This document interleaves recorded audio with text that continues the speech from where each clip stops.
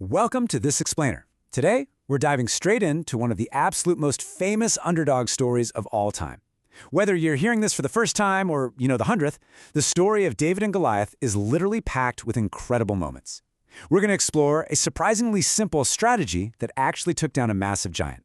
And along the way, we're uncovering 3 really powerful lessons you can apply to your own life today. So, get comfortable and let's jump right into the action. First off, let's just put things into perspective. 9 feet, 9 inches. I mean, imagine stepping onto a battlefield and facing an enemy who is almost 10 feet tall. Think about the ceiling in a normal house. It's usually about 8 feet high, right?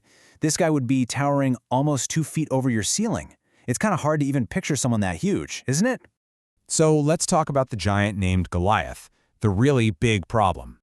This massive, terrifying threat was basically a walking fortress. He was covered in 125 pounds of solid bronze armor, carrying this huge sword, a spear, and a javelin. And look, this wasn't just a quick standoff. For 40 long days, twice every single day, this giant stood out there in the valley, just absolutely terrifying the Israelite army and their leader, King Saul.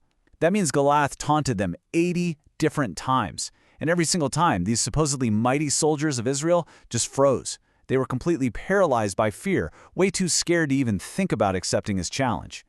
But then we get an unlikely shepherd hero. Enter David.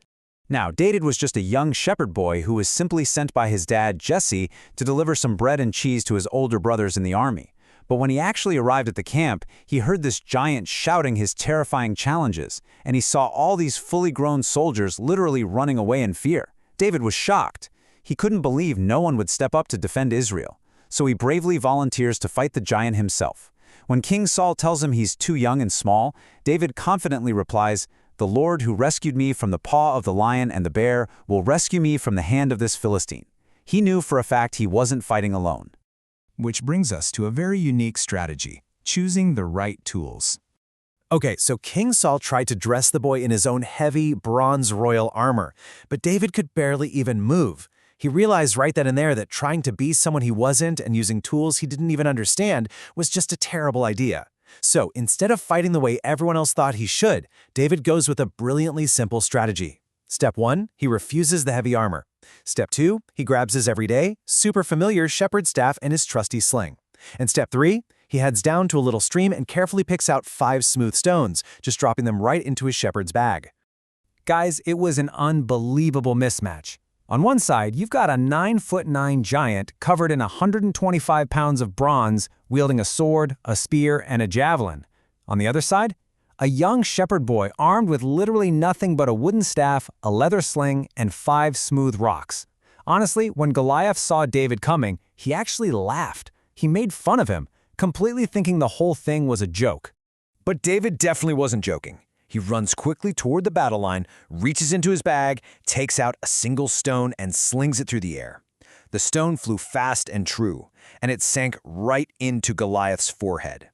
In an instant, this massive giant comes crashing face down to the ground.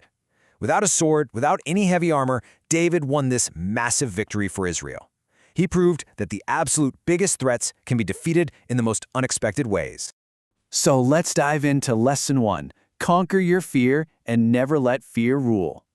Now that we know the thrilling events of the story, let's really unpack what it means for us today. See, fear completely paralyzed King Saul and his mighty army. These were highly trained soldiers, yet they were so dismayed and afraid that they let fear totally rule their hearts. Because they were frozen by their own anxiety, they allowed a giant bully to ridicule them and stop them from doing what was right for over a month. Fear literally keeps us stuck. So here's a really crucial question for you to think about. What is your biggest giant? We might not face a 9-foot warrior in our daily lives, but are there giants in your world? Maybe it's a bully at school, a really tough test you're absolutely dreading, or just the fear of feeling left out and unaccepted. Whatever it is, are those giants making you too afraid to step forward and be who you're meant to be? That takes us to lesson 2. Take a stand. Have courage when others won't.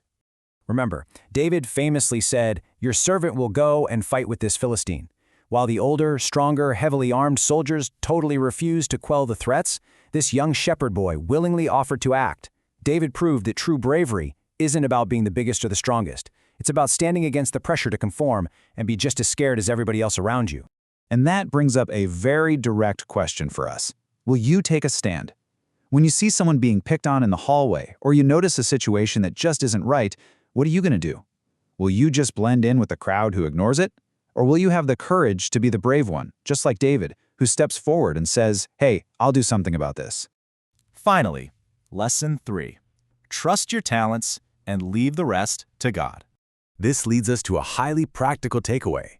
You absolutely do not need someone else's armor to conquer the giants in your life. David knew he couldn't fight in King Saul's gear. Instead, he used his own unique skills, the simple, everyday tools he had already mastered as a shepherd. But here's the key. He paired those simple tools with a massive trust that God was totally in control of the outcome. When you use what you actually have and trust in a higher power, no problem, and definitely no giant, is too difficult to overcome. As we wrap up this explainer, I want to leave you with a thought to carry with you. Remember that no matter how big, loud, or scary your enemies seem, you can face them courageously. You do this by refusing to let fear win, by taking a stand, and by finding your own unique strengths. So I have to ask you, how are you going to use your own 5 smooth stones today? Think about that, and we'll see you next time.